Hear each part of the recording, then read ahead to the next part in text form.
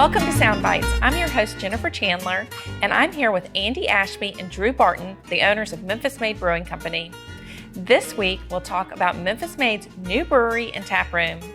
Sound Bites is the Daily Memphian's weekly food, drink, and dining podcast. You can tune in on WYXR Radio every Thursday at 11 a.m. or listen wherever you get your podcast, iTunes or Spotify, or listen at dailymemphian.com. If you are listening on WYXR, up next you can listen to The Sidebar with Eric Barnes. This week he's interviewing C. Rose Smith with the Memphis Brooks Museum of Art. But let's get started about talking all things beer.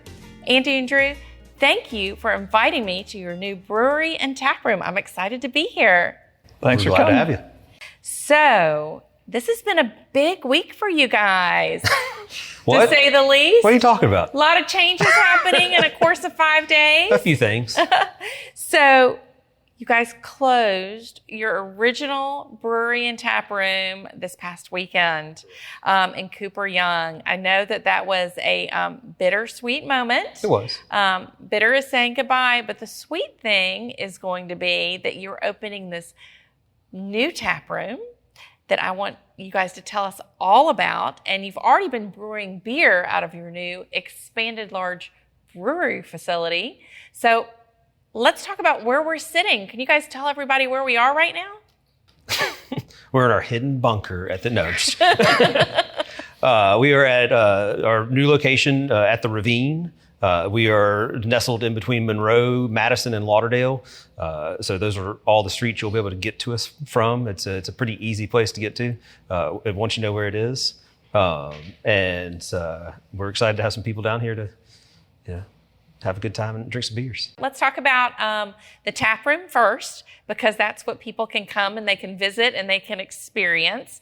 So tell us a little bit about the taproom. Like, how big is it? It's bigger than you had it's a little in bigger. Midtown at Cooper Young, it's about 3 times bigger. 3 times bigger? That's a fair amount bigger. A little bit.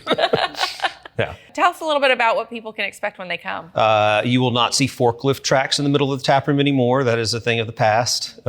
We used to have to, every Wednesday, clean up the production space, which was also flowing out into the taproom, and that was a big thing for us. But we won't have to do that anymore. It's much bigger. It's cleaner. It's more streamlined. There's a lot more things to do. There's a lot more outdoor space. We got lucky with a lot of outdoor space at our Cooper Young location, but we have a lot more outdoor space here, which is even better. I mean, you guys, it's almost like you have your own private garden. Yeah. So many people may not know what the Ravine is because you kind of can't see it. For some places you can see it when you're driving down the road, but it's kind of this hidden little gem of a park in the Edge District, on the edge of downtown Memphis. Yes. And it's kind of a nice little hidden area.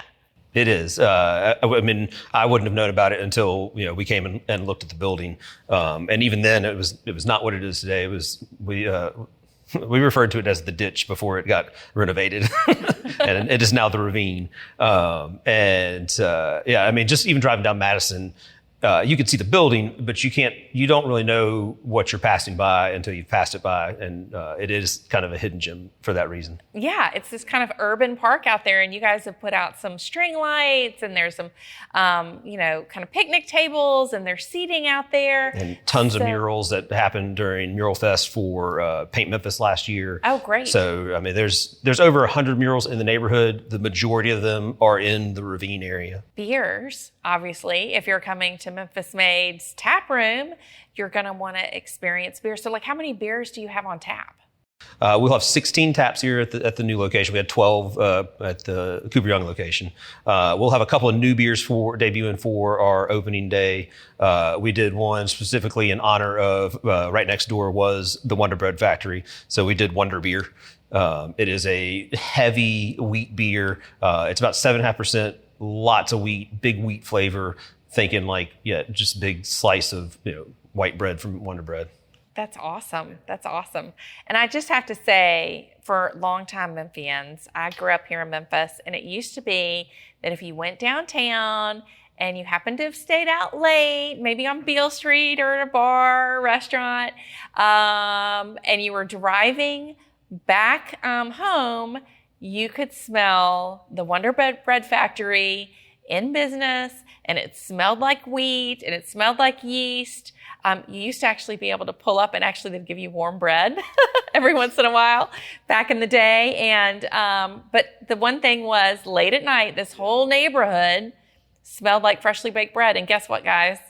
It smelled, when I knew I was in the right place when I got out of the car and I smelled yeast. It was like pretty incredible. Well, it's funny. It's kind of a little bit of a wayfinding thing for us, just like with our old location, the I Love Memphis mural, people would kind of hone in on that. People would ask me where the new place is, and I'd say something like, oh, it's 435 Madison. They're like, well, I'm not sure. And Madison Lauderdale, well, I'm not sure. I'm like, kind of where the Wonder Bread plant used to be. And they're like, oh, I know exactly where that is. So I think people really latch onto that memory. And, it's what, Drew and the brewers are kind of doing by brewing that beer. And I don't know, we'll probably have some more fun with that down the line too. Yeah. But as I said, it was a nostalgic moment for me when I got out of the car and I was walking in here. And then I actually saw there's a kind of like a vintage looking but new Wonder Bread Factory sign outside. That's an original one. It is the original They one. just refurbished it. Oh, yeah. So that's why it looks new. Yes, it is refurbished, but that is an original sign.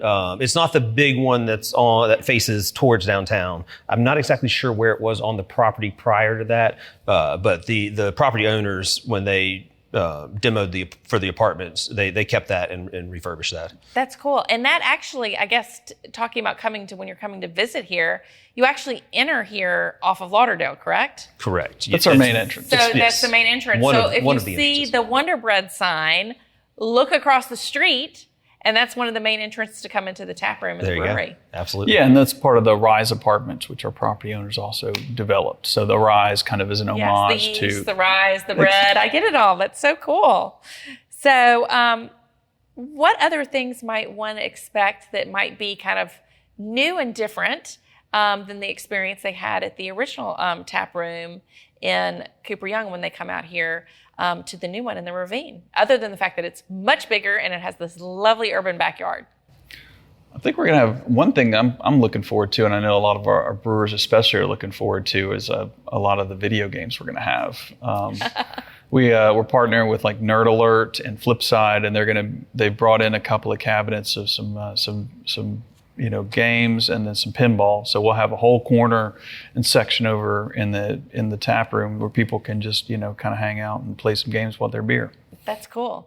Yeah. So we had pinball before. We had it tucked over in the other corner. So we tried to recreate that atmosphere, but add to it. So yeah, the arcade games are definitely going to be. I know our employees are excited about it, and I'm sure that many of our customers. Can I ask, is Pac-Man and Galaga going to be there? Because I was once in the day, I was pretty good. Even Miss Pac-Man too. We do not have Pac-Man, but we have Street Fighter 2. Street Fighter 2, Capcom versus Marvel. They just brought them in the other day, so I don't remember exactly everything. One of them is very much like Galaga, but not Galaga. It was one of its copycat games, but a similar feel. I may be dating myself right here that I'm playing these games because it sounds like the ones you mentioned, or maybe the next generation Some of them are a little old newer. things that I played in the 80s. It's all good. It's all good. They'll dig it. Another big change that I will not call out a person, but I'll speak directly to someone. We will have actual chairs at tables and not benches. So if you're listening, you know who you are. Chairs with backs. Yes, chairs with backs. Yes. Those are a nice thing. Yes. It's nice to have a combination of all of that. Yes. You need the beer hall experience with the benches. The tables that we had in Midtown, they were very functional for exactly what I was talking about earlier, with having to move the forklift around and move things around in the brewery in the tap room during the week. So they served a very specific purpose, but we don't have that purpose anymore. So we were able to change things up a little bit. And so let's talk about food options. Are you going to have, like you did before, you're going to have food trucks that come on the weekends? We'll have food trucks. Yeah, we have 3 food truck hookups. We'll probably generally only have 1 or 2 at a time, but we'll have space for bigger events that we'll have. We will be working on adding food. We don't have a full menu yet. We're working on that, and we don't have a timeline for it just yet. I know that's your next question. But we will be adding food of our own in the coming months. So cool. Yeah. Well, I always thought it was fun to go by the, having food trucks and things out there. I think it's always a great thing for the food truck industry. And it always shakes things up, so you're always getting a different meal if you come on a regular basis. For sure. I loved it. Yeah, it was a nice thing. And so one of the things, too, when you come in here, which is nice because, one of the things I did love about your original tap room is that you really, truly felt like you were in a brewery tap room because you were in the brewery, literally, when you came in. And that's one of the things that I think that people who are regulars with you will be excited to know. Whereas the tap room and the brewery are separate here, you still can see all the action when you come in because you have all of these huge windows overlooking the facility. Correct. Yeah. As soon as you walk in our main entrance on Lauderdale, you walk right past the brewery. You see every bit of it and head down the hallway. The tap room's actually on a different floor, so you head down the stairs to the tap room. But you can absolutely grab a beer and then come back up and just stare at the employees like they're in a fishbowl. We feel like that every once in a while. I'm sure they will love that. Oh yeah, please. You can tap on the window Make it and awkward. wave and say hi. Yeah, absolutely. See if they wave back. Let's tell everybody when you guys are officially opening this new tap room. Saturday. This Saturday. This Saturday, a long time coming. Saturday the 20th. That's very exciting. Yeah. Are y'all ready? Absolutely. Yes. You're listening to the Daily Memphian Sound Bites with me, Jennifer Chandler. Today we're talking with Andy Ashby and Drew Barton about their new brewery and tap room for Memphis Made Brewing Company. If you're tuning in on WYXR, keep listening for the Sidebar with Eric Barnes and C. Rose Smith of the Memphis Brooks Museum of Art after this. If you're listening through your podcast app, be sure to subscribe. You can also find other Daily Memphian podcasts, the Sidebar with Eric Barnes about art, culture, and more, Grizzlies Pod with Drew Hill and Chris Harrington, Behind the Headlines Podcast Edition, On the Record, an occasional political podcast with Daily Memphian legend Bill Dries. Okay, what made you guys want to expand? Because you just didn't expand a little bit. You exploded in this new facility. It's much, much bigger. There are many more, I guess, are they called brewing tanks? Fermenters. Fermenters. Yes. Than you had at the original location. So tell us a little bit about what kind of sparked you to make this big jump. Well, fun fact, first of all, there are actually not that many fermenters, that many more fermenters here. We just have a lot more room. Pretty much everything you see here, we had jam-packed in that. Really? Yes, it surprises a lot of people, but yes, what you see in this huge space down here, we had jam-packed in there. But because we have more space, we have added a few more fermenters, and that has allowed us to increase production. Well, the new canning line. And the new canning line is, it's much faster, so we can get things out the door quicker, and that also speeds up production. But well, we actually signed this lease in August of 2019. Wow. And we originally just came down here looking for more production space because we were running out of room for production. We had a tap room that we were, everything, like it was all right there. We weren't looking for another tap room at the time. And we came here for production space. Our realtor was just walking around the building. He's like, "Hey, let's just go check out the rest of the building." And we walked downstairs. And he goes, "Oh, hey," and he's talking to the property manager. And he said, "Oh, they're going to take this for a tap room down here." We looked at him like, "We have not discussed this yet. What are you talking about?" But then he laid out a vision of this tap room to us, and we're like, "Okay, I think this could work." Yeah. That's pretty exciting. Oh yeah. That was Andy Cates with Colliers. Okay. Good guy. He had a good vision. He has a lot of good visions, but he did not run them by us before he said it. But that's okay. Sometimes you need a little nudge. Oh yeah, no, for sure. And I think it was a good one because fortuitously, fast forward a few years later to where we are today, and it's my understanding is one of the reasons you decided to close the original is because the landlord there had a different vision for the space, correct? Yeah, our lease was up year by year, and it was just, we were up at the time, and he was looking forward to doing something else with the building, and we were looking forward to just focusing down here at this point. We're excited to have everybody under one roof again. It was getting it was a lot going back and forth between the two locations, and Andy and I aren't getting any younger. Yeah. And I'm sure you were racking up the miles on your car, driving up and down Union Avenue, back and forth and between it was Midtown fun and where, here. that's sarcastically fun. oh, no, we left this piece of equipment in Midtown. We have to run back and go get it because we were shuffling things back and forth, and we're not going to have to do that anymore. So, which is good. Yes. So, let's talk about your company for a while. So, you guys just celebrated a milestone. Was it last year? 10 years. Last 10 year was years. Was last year? October 2013. 10-year anniversary. Yes. I mean, that's a long time. Yeah. You were one of the first. You weren't the first, but you were one of the first. We're the number fourth. 4, Yeah.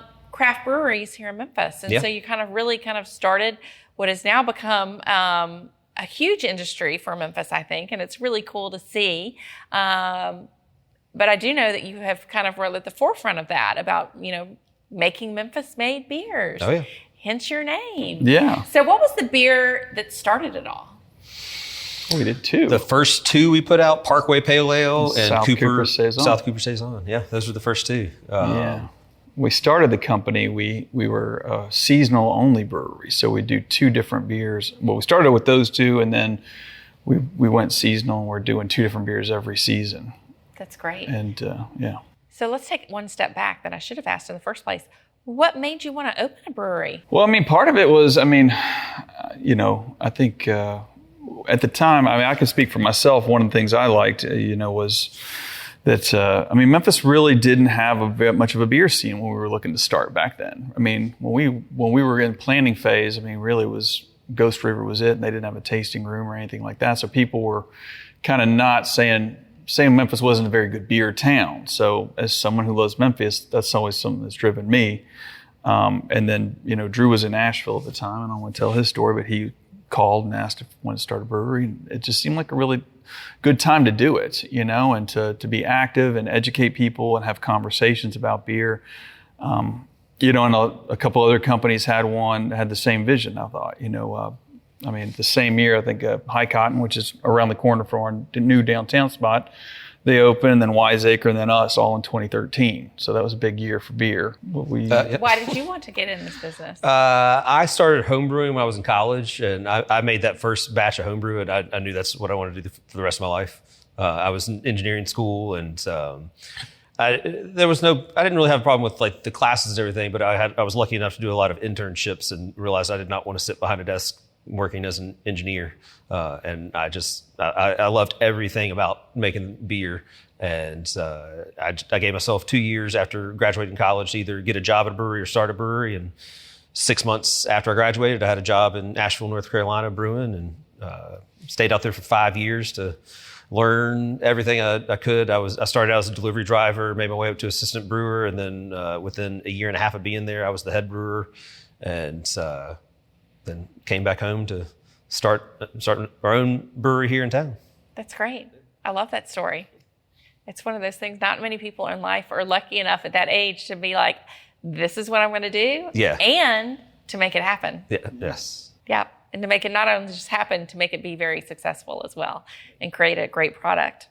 So today, when you start, since we look back at 10 years ago, now 11 years ago, you started with 2 beers, changing it seasonally. How many beers, let's kind of talk about it, because you have some that you have on tap and then some that you are also available by the can. Mm-hmm. Not everything on tap is available by the can, correct? There's only a handful of things that we've ever really done, at least in the last couple of years, that weren't available in cans also. There's been a few draft-only things, but most everything is at least in some limited capacity been available in cans. Okay. Yeah. So if how many are available on the market right now? We have 3 year-round beers, Catnap IPA, Fireside Amber Ale, and Goner Brown, which are Pilsner. And then we usually have 2 seasonals, or we do have 2 seasonals, and that rotates throughout the year. And then we also have kind of a lot of other ones. And that's one thing I'm really excited about this new spot is just the ability, once we get settled down, to produce the year-round beers and the seasonals and the capacities that we need to, the quantities rather we need to, but then frees us up to be doing some other stuff, which is kind of how we started, more experimental. And we've also kind of grown our footprint a lot. We're distributed across Tennessee, Missouri, and North Mississippi now. So we definitely need to be doing this, but I'm really looking forward to seeing what the brewers are going to be able to do with with some more limited stuff down the line. Can I ask a question that you're probably not going to like me asking? Sure. If you had to go downstairs to the tap room, what is the first beer that you're going to get, Drew? This weekend? Yeah. It'll probably be Wonder Beer. Okay. Yeah. Okay. Yeah. And if it's off your normal line that's not a special item, but something that's been around for a minute, what would it be? I can include seasonals that we do, and it may not be that. Yeah, Soulful Ginger, absolutely. Okay. That's probably my favorite beer that we make. I love ginger, just about anything. And can you describe what that beer is, so for people who haven't tried it, so they know what to expect when they take it? So it's not. It's got a lot of ginger flavor, but it's not overpoweringly like hot ginger. We actually use a candied ginger in it, which tames it down a lot, but you still get that full flavor of ginger. And it's got peppercorns in it too that give it a little bit of spice, but not real heat. And it's malty and spicy a little bit. It's one of my favorites. I love hearing this because, especially from a brewer, a head brewer's point of view, because it's like, I'm just trying to envision you like the science behind all of that and putting those ingredients and things like that. We're going to have to do on another podcast. We're going to have you like walk us through the creation of a beer and how that happens. I think that would be very interesting for all of us out there that like beer but have never really been involved in the process from start. Definitely talk about Pauhana that we did for Tsunami. That was a really good one. Yeah. You're up next, Andy. I've been drinking a lot of the Gonnerbräu, to be honest with you. It's a Kvike Pilsner we did originally for Gonner Records when they did Gonner Fest, and they liked it. We liked it. We made it a year round, and I just like especially now that it's kind of gotten hot, just light, crisp. I've really just been digging that beer a lot. Yeah, it sounds like super refreshing. Yes, very much so. July weather we're having right now. Yeah, it's finally caught on. This weekend is your grand opening. So what can one expect when they come on Saturday? Anything special planned? Gosh, number one, just checking out the Ravine is going to be great if you haven't been here yet. But I know we have a full slate of music. I'm trying to remember all the ones off the top of my head. I guess like the Wailing Banshees, the Sub-Teens, Johnny and the Seagulls, and we got a bunch of food trucks. We're gonna have some limited beers, stunningly cold air conditioning. Okay, that's a good thing. I will say that. One of the benefits of being, below ground level, it is our new AC is just so good. Even when it's 100 degrees outside without the AC on, it feels comfortable in there.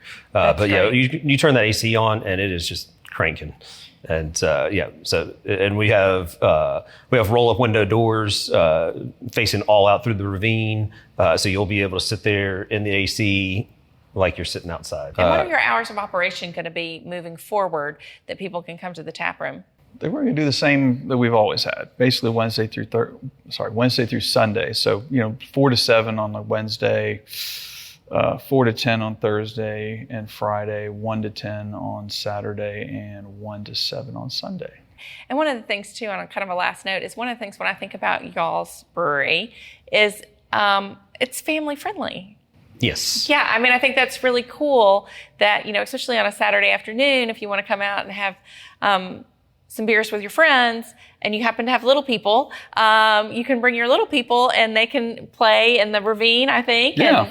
And, which is a self-contained area. And, but that's one thing I loved about your old one. It just seemed like I had so many friends who had small kids that we would meet up there and their kids would be welcome. Oh, absolutely. Yeah, and there's some grass here. There's some massive trees out there. It actually is it's cooler than a lot of the city too. Like, the building shades the whole ravine by 4 p.m. So you're kind of out of direct sunlight by the time you're really drinking beer. And again, Drew talked about like the windows that roll up and the door, the garage door, which kind of like you'd find at like the Flying Saucer downtown, which really makes for people watching. There's also a deck out there and the patio. So yeah, your kids can run around outside like crazy, and you can sit and watch them while drinking a beer.